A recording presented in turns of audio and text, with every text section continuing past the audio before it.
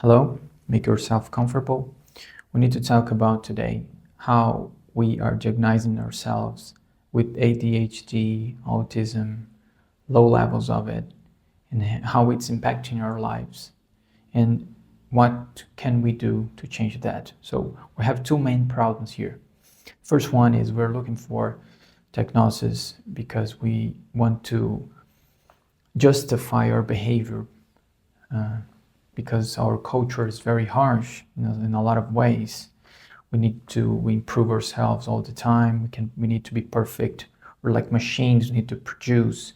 Our value are based on our how can we produce more things to society. So when you have some differences, we need to like attest that we have something in order for us to live better, like unconsciously most of the times. We're just having this kind of issue. We're just wanting to justify for ourselves that it's simply we can be like that because we now have a disorder, we have a disease, and that's fine. I can live myself with myself, my personality like that way. And second thing is when you are not doing great, you believe you're not doing great in your life, that you are getting behind. Yeah, that's the perfect answer. You go to a doctor, you go to a psychiatrist, you go to a psychologist, or even you have an essay on internet, or you just have a TikTok reels or something, and then you find out that you are autistic or you have ADHD. Of course, there are low levels, and now you have the perfect sentence for you. You can feel good about yourself because now you have a problem. So if you have a problem, you don't need to be so harsh on yourself. The second problem is in the last century we had like 7 diseases, mental health problems. Then we go to 200, and now we have more than 400 different diseases. And I'm very convinced, based on real psychology and Carl Jung psychology, that it's just a justification of our times. It's just our psyche, our minds that are producing ways of justifying things that bother our ego. And by that I mean everything that doesn't make a profit, everything that is dysfunctional, everything that's impedes us from getting what we want. That's a disease. That's a mental disorder. So we justify that by science, and it's very, very poor the way we diagnose such things. That's a problem. We are just being a hostage of our cultural time, of our times. The historic moment that we're living, the zeitgeist, we're just being hostages, and most people are being hostages of this kind of behavior.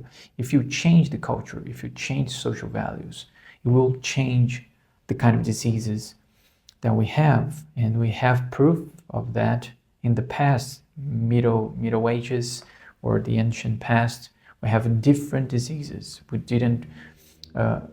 It's not a matter of we didn't understand human mind.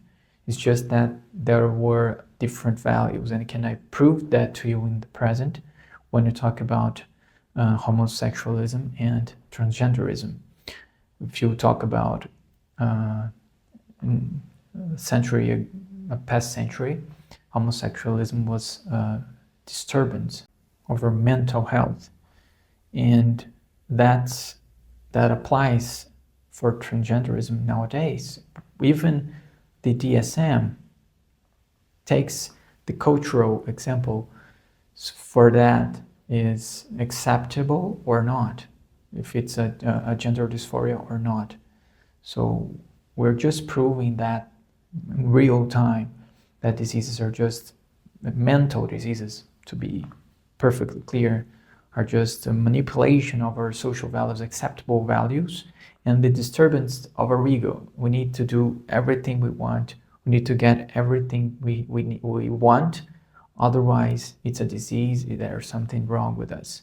That's what we are confronting in our times. And of course it's making a very, very bad position, or you are just trying to feel better about yourself, or just pushing yourself in the wrong direction when there is a path that you can pursue to have the best mental health you can have.